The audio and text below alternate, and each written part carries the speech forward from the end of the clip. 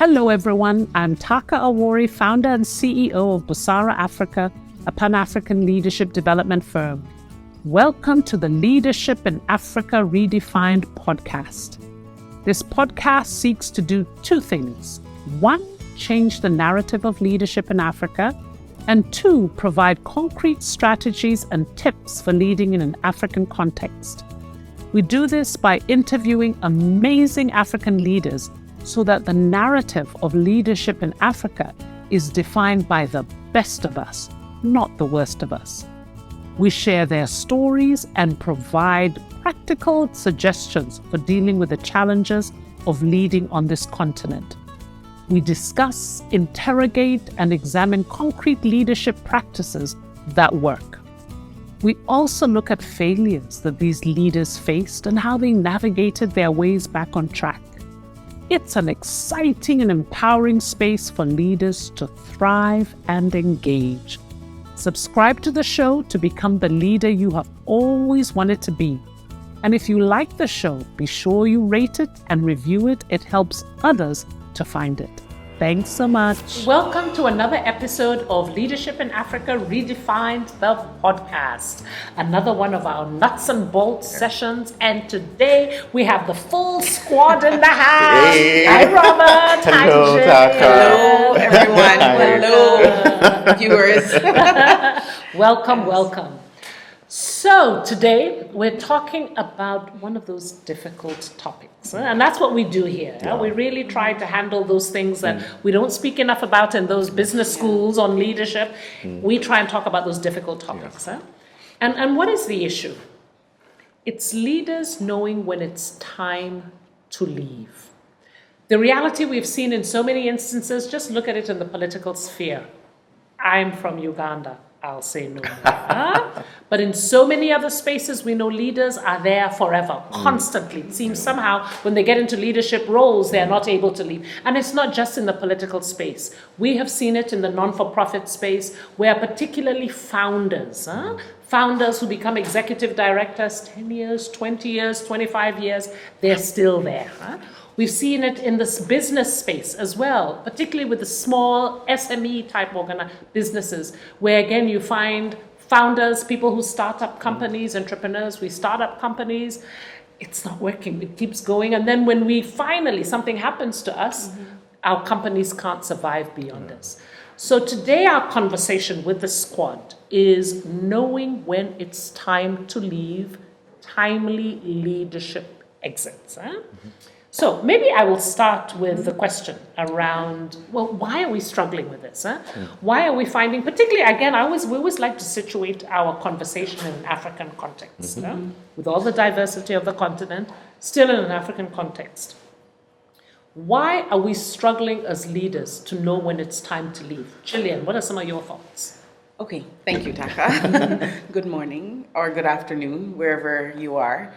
One of the main things I think in this context, why leaders struggle to leave, it is this perception that leadership is a lifelong role. And so any attempt at leaving, no matter how good the reason, is often seen as you're betraying the organization. You're leaving them high and dry. It makes you appear as if you're not dedicated to the company. And so there's this pressure where people want to leave.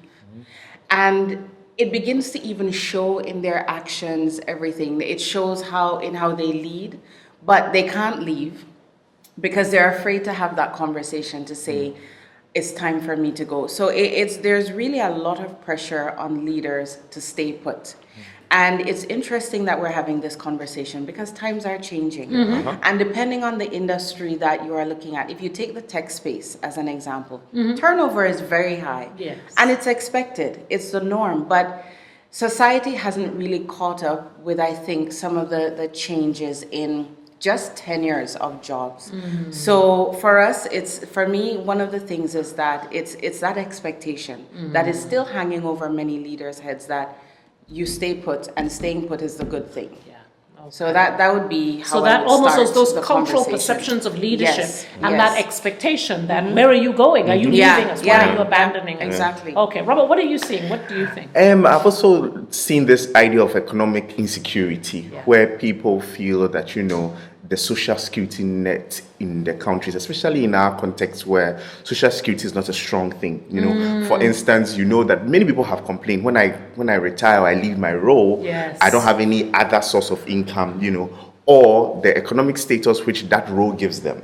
So some people get cars, they get a house, they get all of those things, those largesse, and then they are going to leave that role and leave all those things. So it keeps them feeling, oh no, how am I going to leave this role without all these things? And so these things are some of the things I've also heard around economic insecurity for some people to leave their role as soon as possible. Yes, I've heard this particularly in terms of political leadership, MPs. An MP comes with a loan to get a wonderful car, and if you haven't fully paid that off during your time, there's under pressure to say, hey, how will I even maintain this? And it's not just a normal car. You're driving the V8, the Prado. These are things that you wonder, if I don't have this leadership role, if I'm not honorable, who am I? Which brings me to one of the things I've seen in terms of, for so many leaders, your identity and your self-worth is tied up in the position. Absolutely. So being an honorable is not something I do. It's not something I do in terms of serving my constituency.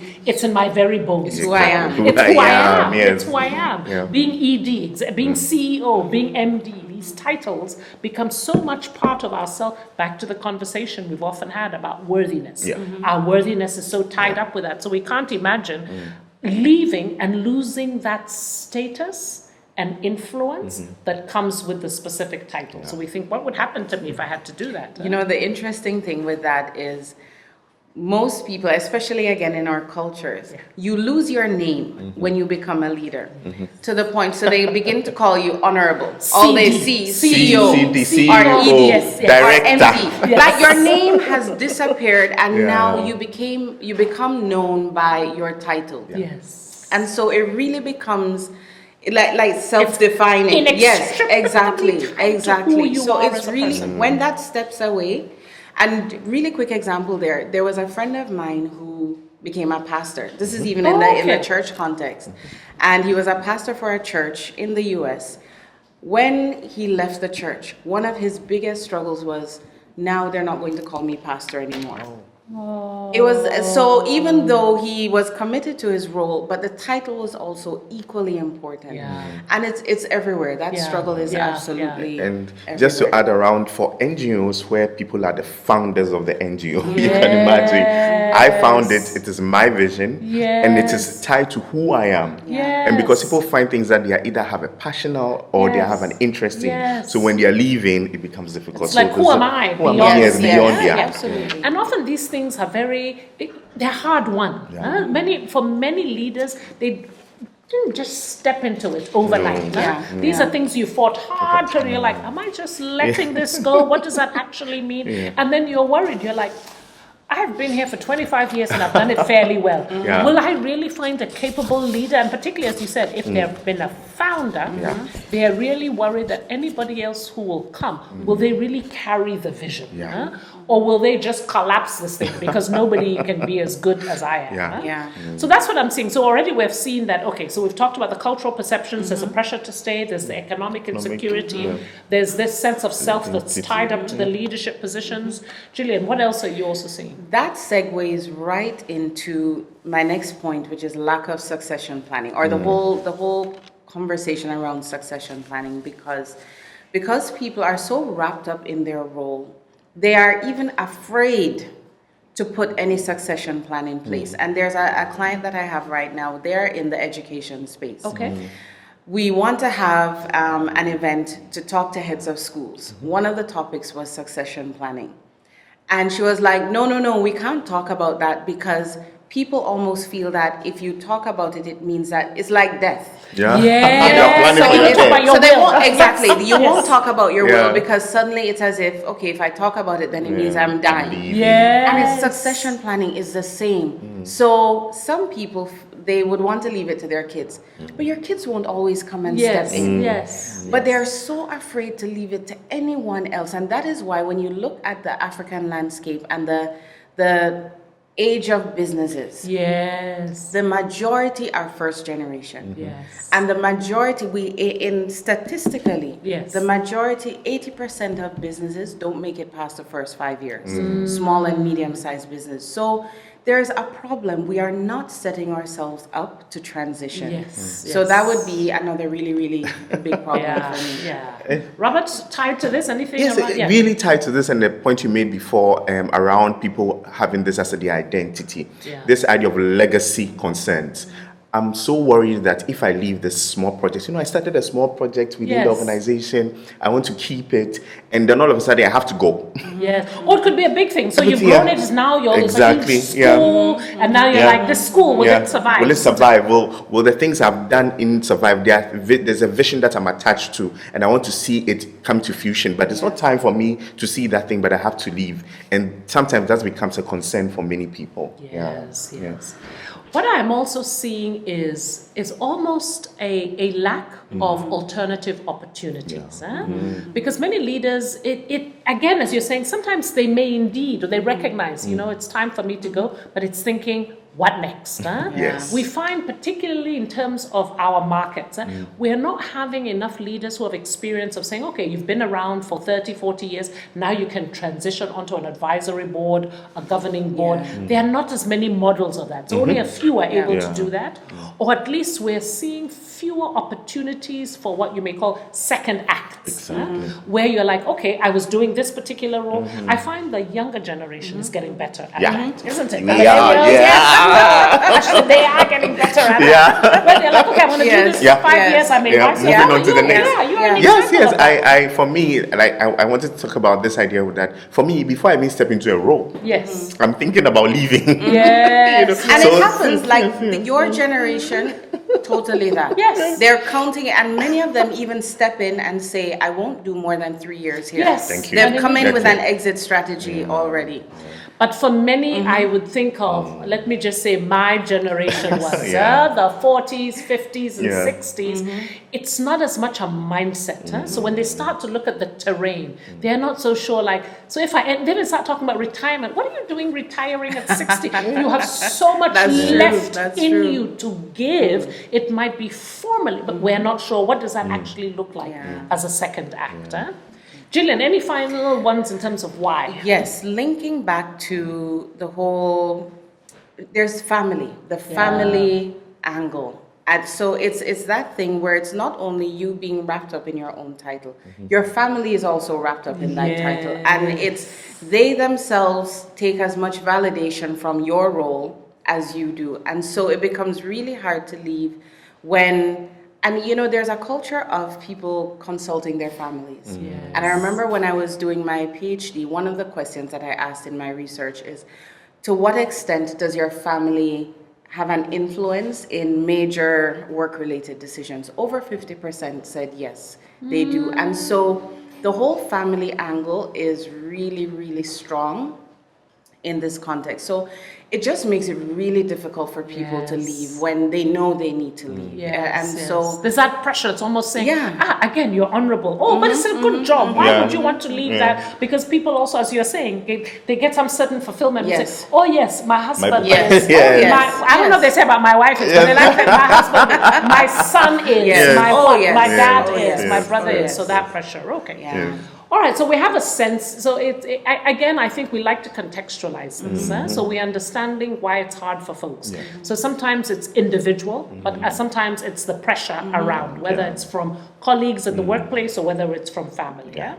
So if you're sitting there and you're wondering that this is me, and maybe it's time to go, what I think I'd like to have a conversation now about. What are the signs to let you know that this session is about you? Yes. That actually maybe it is time to exit. So, Robert, what do you think would be some signs that it's time to go as a leader? The first thing is diminishing passion and energy. This idea around sometimes, you do something for so long. Yes. As human beings, sometimes we do these things and at a point we are like, I don't want to You even don't get feel up it to do anymore. it. Yeah, Yes, I don't want yes. to go again. You feel disengaged. You feel burn out easily. You know, let me say burnout happens. Yes. But when you feel burnout just for any small reason, Yes, yes. it means Yes, like this is not yes, gelling with yes, me. yes, and then lack of excitement to get up and go and do new things. You know, you are in an Yes. area where you don't get new ideas. You feel stuck. yeah. You feel there's nothing more for you. Yeah. Then it is time for you to move. Okay, Yes. so that's one side, diminishing passion and energy. Yes. And I've known that previous jobs where I'm like, nah, Yes, because you can yes. see me, I'm so full of passion. Yes. And all of a sudden I'm like, oh, challenge, this thing is not there for me anymore. That's a Yes, sign, it's time yes, to leave. yes, Okay, yes, that's one. Any other things? So also when you see that you're always resisting change in the space, resistance to change, you're constantly rejecting new ideas, you're finding it difficult to adapt to new things that are coming to your space, it means maybe you should check, maybe you need something new to look at out of what you are leading at the moment. So that's another thing that I would say should be a sign for you to move. Okay, diminishing passion, constantly resisting change. Yes. Gillian, what are some of the things you're seeing? And I'll add 2 to that. So you spoke about +1. Sometimes in your Yes. other things, I will do +2. I mean, the first one is just general stagnation, where you're stagnating and you're feeling as if you're not growing personally, or you're not even growing your team. And that is a very serious thing. I have experienced it myself, where you get to this point that it's just, you can never know everything, but in a certain context, you can get to the point where you just feel like you're not learning anything else. And any learning that you do is outside of the organization. It is you going and saying, okay, let me go and take this course here or that course there. The learning from within has dried up. And so that can be a sign that, okay, maybe, this is no longer the place for you, that kind of thing. Another thing is the emergence of new opportunities. And so with that, sometimes it's not that you need to go, but there are situations where something new has come up, a new challenge, and it's okay. It's actually okay to move on to a new challenge, a new opportunity. Yes. And I think that what people don't realize is that in your career, your priorities change, they evolve. Yes. So when you're early in your career, it's about, financial growth, it's about career growth. So your priorities there are different from when you move into more senior leadership. Likely at that point, you've been around for 10, 15, 20, even 30 years. And at that point, you begin to think about, okay, I need to make an impact. I need to give back in some way. I myself am going through that right now, where I've been in the work world for almost 30 years. And now it's not about the money. Once you hit C-level, there's very little upward growth. So you begin to reevaluate and say, okay, where am I really making an impact? And at that point, that's where a new opportunity may come, where now you want to be in a position to give back or to do more. It's no longer about, okay, how much money am I making? So it's some of those things too that can lead you to want to leave. Oh, it's a good sign. It's a good sign. It's like that all these opportunities are coming, and you're like, actually, that might be interesting. Maybe this is a sign that it's okay. I'm done with this thing. But I need to move. Yes. If I could add to some of the things that you've mentioned, something else I have seen happen that has been a real sign to a leader is where you could see this particular CEO was just, in fact, they were an executive director, kept fighting with the board. Board was trying to get, they weren't just fighting with the board, they were fighting with their leadership team. It was constant friction. There was something was no longer gelling. They were no longer a fit. So sometimes that can be a signal. Now, not all conflict means, oh my gosh, it's time to go. But it's wondering whether maybe is that a potential symptom that things are not necessarily working. And I've seen this happen where, in addition to those deteriorating relationships, your loss of credibility and trust. We know that trust is such a key factor in being able to lead effectively. If people don't trust you, your board doesn't trust you, your senior doesn't trust you, it's almost like as if maybe something needs to give. Maybe I'm no longer the right person for this lead. If my constituents don't trust me anymore, maybe I should stop constantly trying to run for office because clearly. So I think deteriorating relationships is something I've seen as a symptom that it's time to go. Another one that has been quite common, and initially I would only see this with those my generation, in the 40s, 50s. It's around deteriorating health and well-being concerns. But I'm starting to see it in even younger leaders. Yes. The stress, the whole thing that, the job stress, the fact that it's not fitting, the fact that you're no longer, as you said, passionate about the job. It's not working. Then all of a sudden you start to see the recurrent headaches, the back issues, and also many of the mental health issues that we're not talking enough about. People are much more self-aware now of mental health. Exactly. That's the change that is happening. Yes, before people didn't think it as an issue, but now it has become like a forefront thing that is discussed. And there was no room to talk about it either. Like there wasn't that space to even say, I'm struggling with my mental health. I want to talk to someone. Now it's slowly coming within many of the African companies, which is good. Yes, it's a good thing. Because then it creates for healthier employees. So I'm suffering from anxiety, right. I'm suffering from depression, and maybe this is a sign, even though, and it's back to, in one of our earlier nuts and bolts, I can't remember what the topic was, but if you remember, Gillian, you had mentioned this thing about redefining success. Too often we reach these leadership roles, these top level roles, and as you said, Gillian, there's always this pressure, this family, everybody's telling you, hey, you have arrived, you're on top, now you've come on top, you are there, but you yourself realize, but actually I'm not doing it. I am not happy, I'm not. So I think health and well-being concerns can be another symptom. And maybe the last one I will highlight is where you find your organization is changing direction and you're no longer a fit. And again, I've seen this, we've seen this a lot, particularly in the last 3, 4, 5 years. I always say post-COVID, where organizations continue to pivot and adjust and need to be more agile to be relevant. Many times I've seen EDs who are like, well, actually, maybe I can no longer give in this context because I don't really have the skill sets, the experience that this company or organization needs right now to make that shift in direction. So if you find yourself in that situation, you might say, actually, maybe they need a different set of leadership competencies. And I'm not. I don't have those.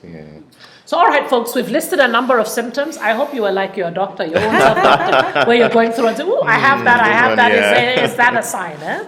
So we go to always our meat. It's like, okay, so let's say you've ticked off a number of them and you're like, actually, I have to confess. I think it's time I left. What do you do? And would like to divide this in 2 levels, because the ideal is you're not waiting until the mental health issues come up, until totally you find you're not a fit, till you're so drained, there's no more passion. Ideally, for this to work, for your exit to work well, there are things you're doing even before. Remember what Robert said, as soon as he enters a job, he's already thinking. So we'll talk about what are some of the things you do to plan for your exit, and then we'll come to talking about then how do you do a successful transition after. So let me start with you, Gillian. Okay. What would be some things you do to plan for your exit or to think about even before you think of leaving? What should we be doing now? I would say the first one is you want to develop a strong leadership team and a culture of shared leadership. So it's not all about you. And one of the things that I always say is like a strong team. It's like a crown on your head. It is something to be celebrated because when you are able to step away and you can say to those behind you, but person A, B, and C are equally able to step in. It's actually a good thing. It's not a bad thing. It shows that you actually came and you were able to not only lead well, but also able to transfer some of your knowledge and your skills in a way that's sustainable. So that would be one. Sorry, there's a lovely quote by John Maxwell on this. The test of a leader is not how many followers they have, but how many leaders they have. Exactly. True.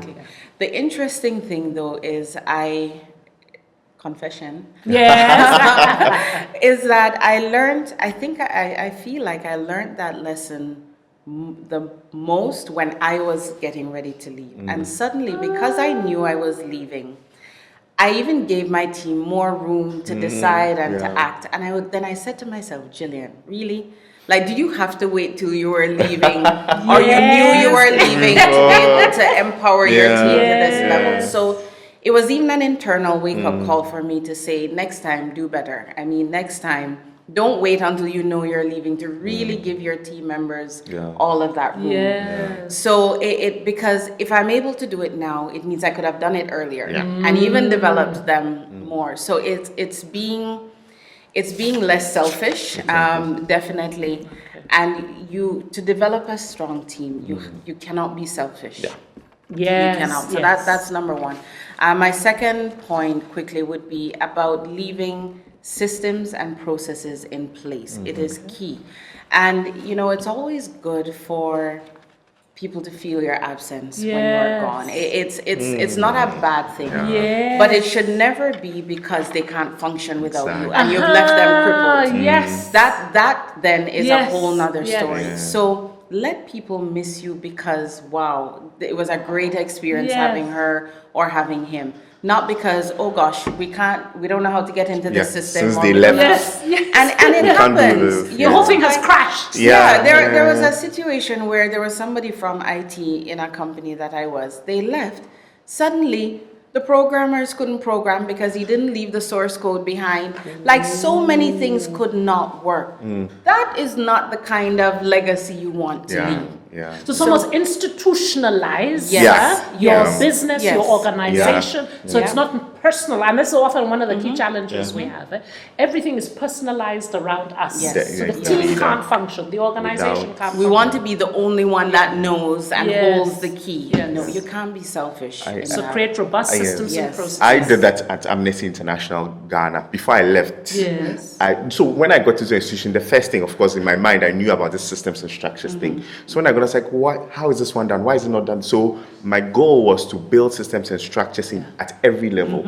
So one of the key things that I always pride myself in is strengthening the governance system of the organization. It's key.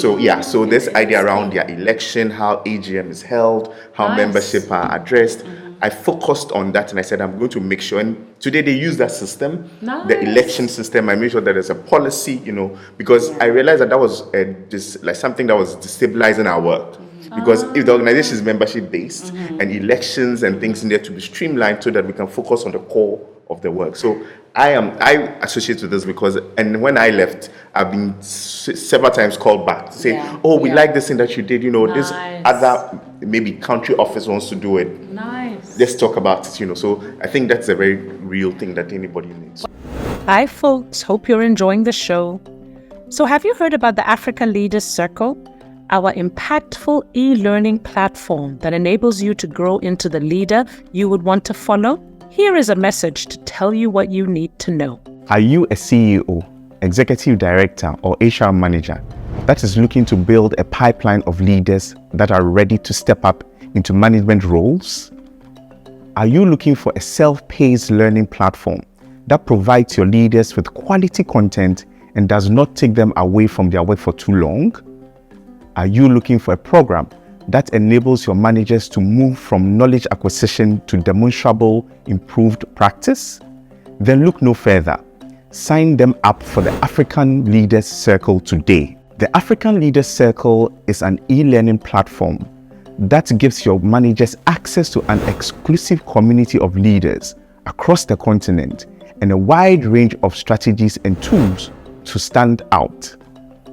We do this through online courses, discussion forums, a library of resources, and a personal learning advisor to support each of your managers to maximize their learning on the platform.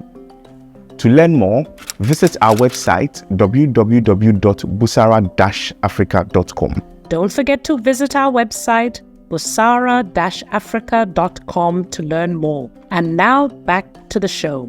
What I like about the example you're giving is, so we've talked about it's creating robust systems and processes, but particularly if you are at the helm of the organization, our EDs, our CDs, our whatever, right at the head, this issue of governance then also becomes a key thing to institutionalize. Because particularly as you transition out, ensuring that you have a strong board, Exactly. a strong, whether it's a governing board, an advisory board, but at least a strong mechanism and structure in place that holds the organization together as you transition then becomes key. So that's a good thing. Yes. So Robert, what in addition to you are also Yes. part of the systems and processes, what else I think do you think you should do? I alluded to this around. I think that we should regularly assess our role and contribution. And the key thing I'll add to this is the idea that before you get into a role, you should think, what do I want to do with this role? Okay. Think about it and say, this is my goal. So as you go ahead within this goal, you'll be reassessing and say, am I achieving my goal? Did I achieve this goal? Because before you get any role, you know about the role, you know what is expected to be achieved. So you plan it ahead and you continually reassess and see, am I getting there? Am I there? And you see if you are able to get this thing done. Sometimes the reason why people stay in a role for so long is because they don't have a goal for the role. I'm getting to this role, like I say, I'm going to become the head of marketing or HR, and then I learn about the role on my orientation and everything. Then I say, okay, these are the things that I think for me, I want to do with this role. You know, and then assess it with the team members and everything, and see, okay, how do we work around? You know, how we say the leader sets a vision. Okay. You know? So you set sort of a vision and you keep assessing, am I getting there? Are we together? Are we there? Until you see, okay, now I'm getting there and I'm getting that goal. Or you realize, okay, my role here, though we set this vision, my role here for this goal is done and I need to move on. Okay. Then you move on for someone to continue. I've seen that come up twice in 2 coaching assignments where you had a leader who came in and they were very clear that I'm coming in as the CEO, and one of my biggest things I want to achieve with my tenure here is to change the culture of this organization to be a lot more customer oriented. Currently, to be a lot more customer oriented, more private sector oriented, because at that time they were acting a lot more, they were kind of state-owned enterprise, they were being quite, so that was their clear role. So by setting that up, this is what I'm hearing you say, by being very clear about that, once they're done that, they might be able to think, okay, I've done what I sought to do, now maybe I might be. It's maybe time for me. And you know, Taaka, just very quickly there are some leaders who are great at change management. So they're very good at coming in when the organization has to go through some kind of change. They are not so good at sustaining it over the long term. And so it's one of those things too that within what you've said, Robert, you need to know yourself and know your strengths. Exactly. Are you somebody who is good at being operational and can run in the weeds for a long time? Or, you know, so it's something to keep in mind as well. Okay, all right. So we've talked about developing what did we talk about? The first one, developing a strong leadership team. Yes. The second one, creating a robust systems and processes. Robert, you just talked about regularly assessing your role and your contributions. Any other from you, Robert? I think as associated with the thing I just said is about also building yourself up, growing your competencies, growing your network so that you don't feel stuck. You know, so for instance, if you're in a role as a HR manager, are there other ways you can grow yourself so that when you can leave the role, knowing that I can go somewhere else, you know, I can be better somewhere else. So you find opportunities to grow yourself, become better, have a great network of people who tell you new things. So you go for these meetups, join networks of HR people, so that when you leave your role, there's someone who say, oh, you are leaving your role, there's another opportunity here somewhere for you. You know, we talked about this lack of opportunities, making people not wanting to stay. So once you build that network, and also, for instance, like you mentioned, people don't know the options that are available. You know? So if you grow yourself, if you go for these courses, you attend network meetings and all of that, it gives you the idea of what exists. What are the other options? The exposure is key. Exactly. It's Then really key. those You know, things I so agree with you, but I also see how much I see leaders struggling with this. Because so many times the pressure of the job is so intense that when you look at your time in the day, it's just all on What just am I going to learn more? you're just clearing it. So it's saying that it's almost fighting for that space to say, no, I know many of the, and we've talked about this before in terms of how you manage your time. And when we had the one-on-one leaders who do too much. But it's just saying that, no, I know there's a lot of pressure on me, but if I prioritize ruthlessly and I time block, I time block time for my personal growth. Yeah. I time block time for networking. Otherwise, I can tell you, everybody wants a piece of you. Exactly. It becomes so So hard you really to need do. to. So really like that one. Making sure that you make time to grow yourself. Yes. It's important. Maybe the last one I will add, and again, it's very much so in our African context, is planning financially for the transition. Absolutely. It's again maybe the most obvious one is in the political space. Yeah. But again, that's the biggest one I've seen coming from a family of politicians. Where I've seen that, again, so many of these leadership roles come with what I call the trappings of leadership that you alluded to before. Yeah. They come with the car, they may even come with the house.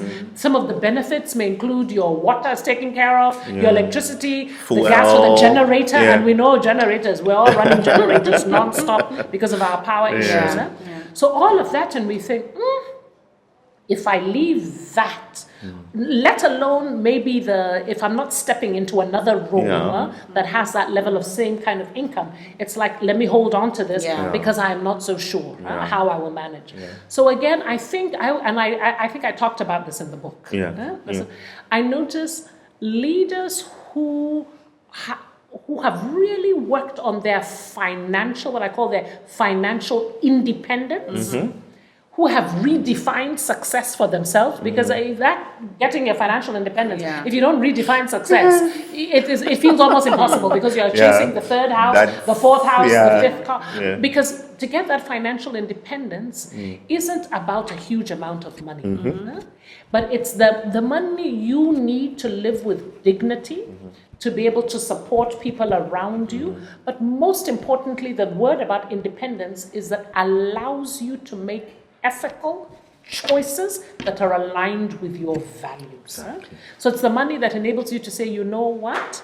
I am no longer being helpful to this organization. My passion has gone. I know I have saved up my few coins, not billion, we don't need millions. My few coins to say that if I leave, I can still live with. Because too many I see are not leaving because they have the golden handcuffs. Sometimes they're not even golden. Sometimes I don't know what you call those handcuffs. I experienced this. Really, we have a client who we are training a lot of leaders around in the West Africa region with, and we do these trainings. And one of the things when we are training, I mentioned out of just personal interest to say, you know what, as a leader, you need to plan. And one of the things you need to make sure is you are financially independent. So I'm going to ask a question, especially in our well-being sessions. Okay. I say financial independence definition would be, if you leave your role now, are you fit for the next 6 months to live the same way you're living now? Yeah. Not changing, like your children can go to school, you can buy just for 6 months, for the period where you can say, okay, I'm looking for something, or I'm planning something. The next 6 months, just look at your bank account, look at your investments, look at your life.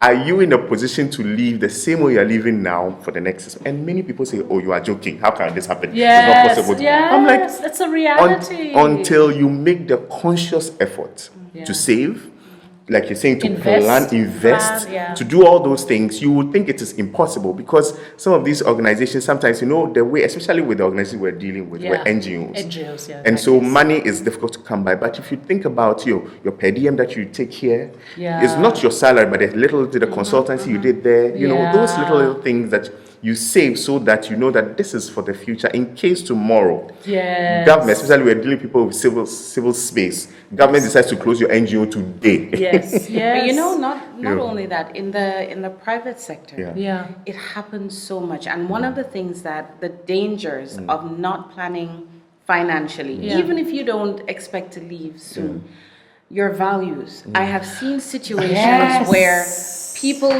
people have to compromise their values because they can't afford not to. You haven't planned financially. Suddenly something comes up in the company and they're pushing you in a direction that is against your values. But you're stuck because you dare not speak, because you have no money. If you speak up and say, I am leaving because of my values, you can't go anywhere. Yes. You Next have month, no money to go anywhere. No salary is coming at the end of the month. Yes, school fees have to be paid, electricity. Exactly. So it's that point, Taaka, I think above anything else is so important. And we for have so to many emphasize, reasons. you don't have to be a multimillionaire No. to apply, because there's this impression that, but I'm barely making ends meet, because we know the hardships. Yeah. We recognize the hardships. Many of our economies are making folks so stretched. But recognizing that, it's saying that you don't have to earn excesses to plan financially, because that may be the thing that might be preventing you from moving. All right. So we've talked about the things that you need to do beforehand. Yeah. So again, folks, it's develop a strong team, robust systems, assess your contributions regularly, invest in personal growth and learning. And finally, this big one, sika, pesa, all the different words we use for it, the different languages. Maybe Taaka, we should dedicate a session for this. By the way, and we'll lean on Gillian's Yes. experience as a Exactly, financial, you know, in the financial because sector. I leaders think would so. need Yeah, some I think little financial leadership, financial planning. Yes, you yes. know, We'll talk kind of about thing. that Till for the cows hours. come home. Yes, Yes. yes. All right, so assuming now you have done all these things beforehand, just even whether you know you're leaving or not, but you do these things beforehand. Now you're clear, it's time to leave. What are the strategies to manage the leadership transition? And maybe I'll start with one that I think is key. It's around communicating openly and transparently. I think one of the things I remember when I was leaving ActionAid, immediately you announce, and for me, I was leaving before my second contract had expired. So essentially, I was resigning. Hey, the rumor mill, I'm sure. So I think there's something about being very open about why you are leaving, but also not only why you are leaving, but also about the value of somebody else coming in, communicating how you will manage the transition. Because many times, as soon as you talk about leadership transition, people get nervous. They're like, what do we know? Why is she leaving? Why is he leaving? What's going on? So emphasizing the positive aspect of like, I'm looking to go do different things. That's what I emphasize. And I said, and I'm sure we're going to get a fantastic new country director in. We'll be sure that we have a handover period so that the transition will be very smooth. So this thing about communicating open. So don't be sneaking away in the middle of the night. I think that's one. So Robert, any that you would suggest? Yes, I also suggest collaborating with the board, especially if you have a board. If you live in a leadership role where you have to work with the board, you should work with them or any authority that you are supposed to be leading. Or stakeholders. Stakeholders, whatever. Because for like example, like myself, when I was leaving Amnesty, one of the things I did was I worked with the board. You know, like to finish my handing over notes, to make sure that I'm part of the new design of the new role that the person is coming in, support them in the recruitment process. You know, even the one who is in the role now, I suggested, I was like, oh, you can pick this person. And we're like, okay. So that process of collaborating and working with the leadership that you are under and making sure that they have the information so that when you leave, it doesn't become like you left them, you know, disarrayed. So it's important that you always collaborate so that you can make sure that you're leaving something that people continue your work that you left behind. You know, I think the other key group to collaborate or communicate with, you've mentioned the board, but in the NGO space that we're with are your funders. I've seen this with an organization that I sit on the board of. We had an absolutely amazing executive director who brought in a lot of funding because of her amazing relationship with a number of funders. So we were all very anxious about how will the funders react when they hear she is leaving. But I think she did an excellent case. So she did a fantastic case of actually speaking to the funders to let them know that, again, the communication, to be able to say, this is why I'm leaving. This is the process that will be put in place. This is how the board is going to come in to stabilize it. So funders can be key. I'm sure some of your, if you're in the private sector, some of your big clients. Stakeholders. Because I was going to bring in that dimension where it's important to talk to key clients, key vendors that you work with so that they don't associate your leaving with the viability of the company as well. True. Because many times the way in which you leave, people may think that, okay, then something is wrong in the company. Not just you having a personal change that you want to pursue or something. So it's really, really important. key clients, key vendors, key stakeholders, and your staff. Like communicate Collaborate, openly and transparently with your team as well. Because if you don't, you actually could trigger a run on your own company internally of staff saying, well, okay, if she's leaving or he's leaving, then maybe they know something I don't know. Let me hit the So road. yes, let me also start making my plan. So it's this point is really, really important across the board, up and down. Yes. And also because most of these things are relationship based. Yes. Like these customers and donors, because like some of us like say the donor will not say directly that's because of you are bringing the money. But it's implicit. But because it's they you, trust because you of they trust and your you. leadership. Exactly. So we should always keep that in mind. Yeah. Gillian, some other things you've seen. Yes. So another point that I would add is empowering your successor by managing how you transfer knowledge. So, it's with exits, I keep talking about not being selfish. Yeah. Yes. So many of us, we still, even on our way out, we want to look like we are the big boss. Yes. And We so move the sometimes, wind. so sometimes in still trying to maintain that image, you don't give your successor all the information. You still want to make it look like people come to me, and I should have this. And so you don't set them up for success. That's the thing. So the most important thing is set your successor up for success. How do you do that? One, if there's the opportunity to have an overlap between when you are leaving and when they join, take it. That would be key. I remember actually when I was started at the last company that I was with, the CEO who had started before me, I think he started about 2 months before I did. What he did was he called me up even before I actually joined the company and said, okay, I'm going to be doing branch visits. Do you want to come? So before I started, 1 month before I started, I was on the road with him, going to the branches, meeting people.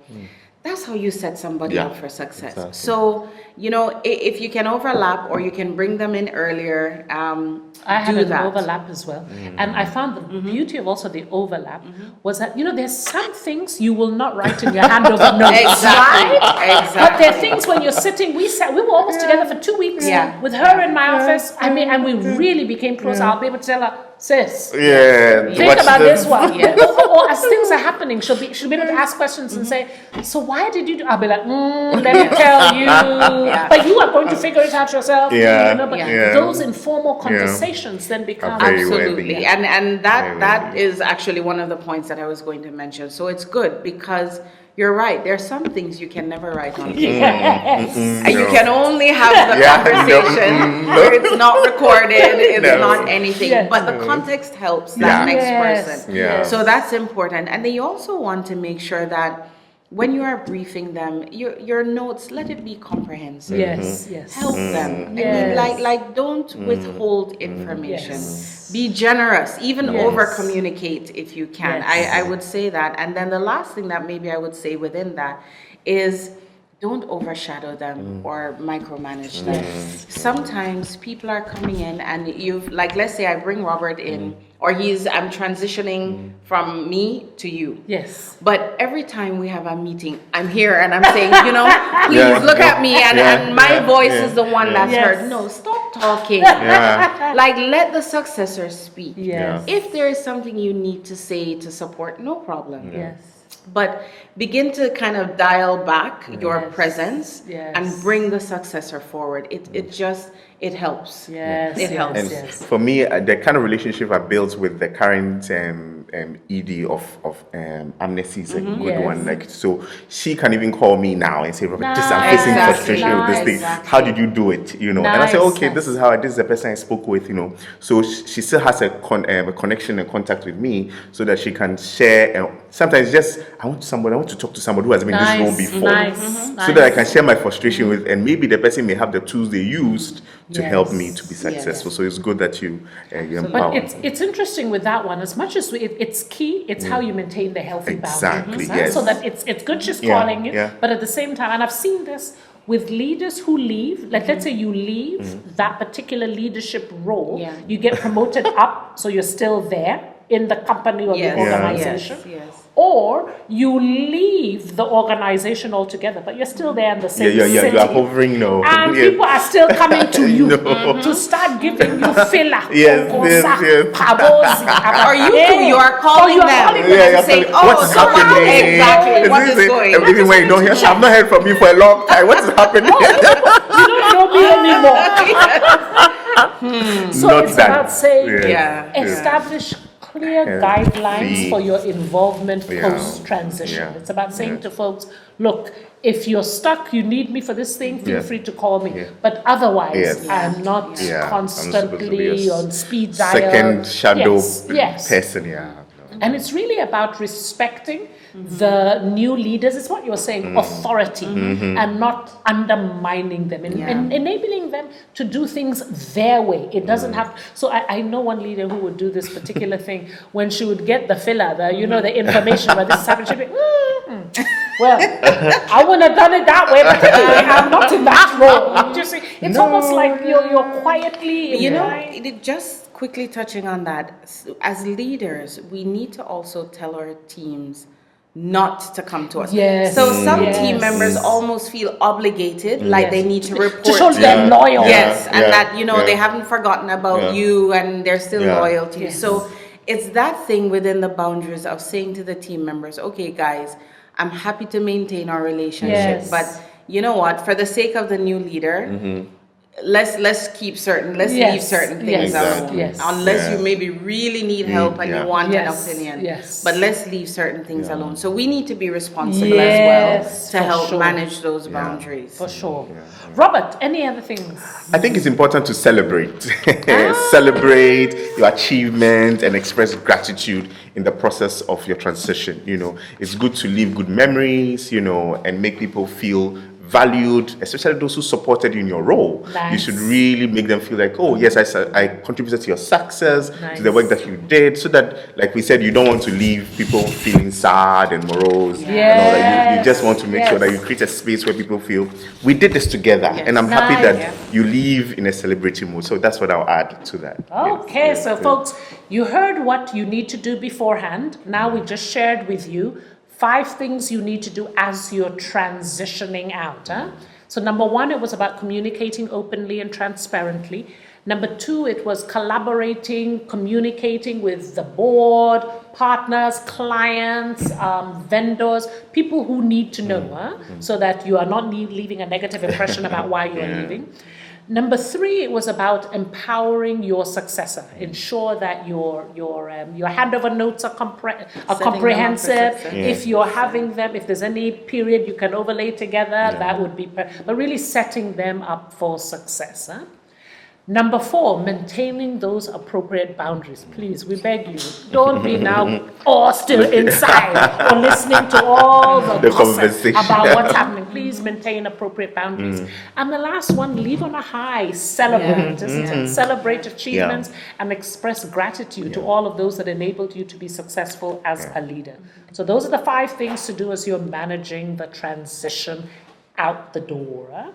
So, I think it's going to be a wrap. What are some key takeaways, Gillian? I would start with, the world is very small.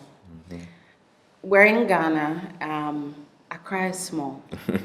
Meaning, and what I mean by that is you never want to burn your bridge. Always leave well. And so in saying always leave well, what that means then, knowing when and how to exit is just as crucial a leadership skill as leading on a day-to-day basis. Don't take it for granted. Because you may think that, oh, I've got options, I've got opportunities, so who cares how I leave? No, you never know when you will come back around to the same company or somebody from that company leaving or meeting you in another setting. So don't take it for granted. Do not burn any bridge. Leave well. That is what that would be my key takeaway. Always leave well. Okay. Maybe mine would be the true test of your leadership, among other things. So one of the key tests of your leadership is not what you do while you're in power, but what happens when you leave that leadership role. So your legacy, how does the team continue to succeed? How does the organization or your department continue to thrive? And this succession planning, setting up a leadership team, exiting and transitioning well, are all of those things that contribute to ensuring that what you started remains after you leave. So folks, thank you so much for joining us. Want to thank you, Gillian. Thank you, Robert. Always love these conversations. As we wrap up, my 3 requests. Number 1, please subscribe so you don't miss any future episodes. Number 2, if you know a leader who you know really needs to leave, they're overdue, please download and share the episode with them. And finally, we always love to hear your feedback, so please rate the show, give us feedback. What is the one thing you will do differently once you've listened to us? So thank you all. See you next time. Bye. Ciao. Bye. Bye. Hello, wonderful leader. Thank you for joining me on this episode of the podcast. I learned a lot, and I hope you did too. If you want more of the lessons, experiences, and nuggets for effective leadership, join our amazing platform for leaders, the African Leaders Circle. Learn more at www.busara-africa.com. And if you like the show, don't forget to subscribe and share with other amazing leaders. See you soon. Ciao.